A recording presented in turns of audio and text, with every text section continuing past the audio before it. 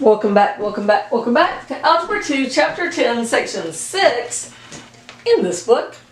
What we're learning about is conic sections, and it says graphing and classifying conic sections.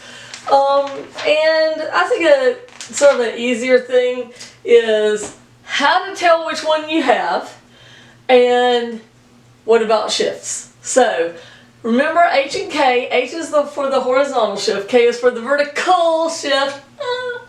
Alright, so if it's a circle, I already showed you this one, then instead of being the regular thing where it's just x squared and y squared, it will have something with them, and the center will be at HK, the opposite sign of these. So like whatever sign it is, the center is at the opposite. So that's the shift. If it's a parabola, they wrote the horizontal parabola formula first in the book. I always think a parabola is first is vertical, so I'm going to go with the vertical one. So there's a vertical formula for the vertical parabola, and the horizontal shift, of course, is with the x, and the vertical shift is with the y. If it has a horizontal orientation, if the u goes this way or that way, then these two things switch. But you'll see those in your book, or just looking, you can see. The vertex is at H and K. Notice it's the opposite sign of those. So H and K will show you where it got shifted to.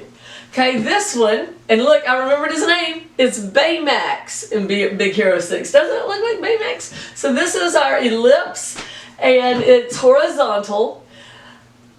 Because I think of horizontal as the preferred orientation for ellipses also. Maybe from physics or something. We do a physics lab where we do we plot the ellipse of one of the planets. I forget which one. But anyway, so this is it. So this is your horizontal shift and your vertical shift, and the center is at the opposite sign, HK. Not your focus, but the actual center of the ellipse. This one is our hyperbolas. It's horizontal orientation. I did horizontal because see how these are all the same, x minus h, so it just seemed to go with it.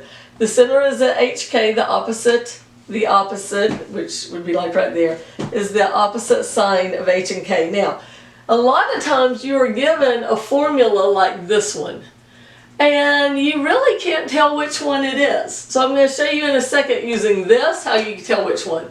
But first, I'm going to show you how to graph this circle. Well, we know that this is H and K, so you do the opposite sign, 3 and negative 2, and you put a dot there. And then the radius is 4, because this is radius squared. The square root of 16 is 4. So you go out 4 in each direction and put a dot, and then draw a circle through it. But you can see I did terrible. Alright, but you can use your geometry tools and do it good. Alright, so now how do you tell which one you have? All of these can be written in standard form. It's this. A is the coefficient of x squared, B is the coefficient of xy, C is the coefficient of y squared, D is the coefficient of x, E is the coefficient of y, and F is a bare number. They won't have all of these, but they'll have some of them.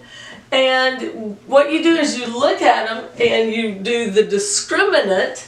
And if you remember from when we did the quadratic equation, the discriminant was b squared minus 4ac. Remember that in the quadratic equation?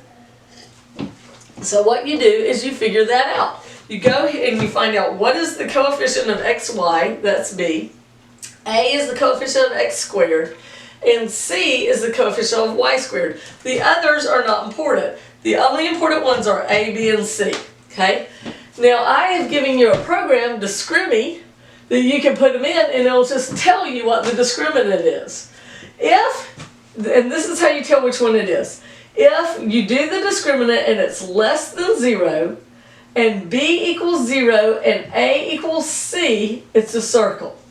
If you do the discriminant and the discriminant is less than 0 again, and either b does not equal 0 or a does not equal c, then it's an ellipse. If the discriminant is equal to 0, it's a parabola, and if the discriminant is greater than 0, it's a hyperbola. So here's an example. Which one is this? Okay, so a is 2, b is not here. Okay, let me show you. X squared, so we go over here, x squared, so that's a. This is y squared's coefficient is c. X's coefficient is d, a bare number is f. We don't care about d and f, but we do need b, and since there's not one, b is the coefficient of xy, b is 0. Okay, so now we figure out the discriminant. B squared minus 4ac is negative 8. And a does not equal c. B is 0, but a and c are different. A is 2, c is 1. The discriminant is less than 0. And a doesn't equal c, so it's an ellipse. And then sometimes you would then try to get your formula where it looks like an ellipse and get it in standard formula sometimes is what they want you to do. So I think these are pretty fun, pretty fancy. And you know, how you move things to get in that formula is just by doing the opposite until it's in the place it needs to go. Or since it's like 1, you end up dividing by, you get the bare number on the other side, and then like on this one, we would end up dividing everything by 4 so that, to make that 1. Alright, I think it's fun. Come back. The last thing we're going to talk about with chapter 10 is really easy. It's like a system of linear equations, but it's a system of conics. Math is great.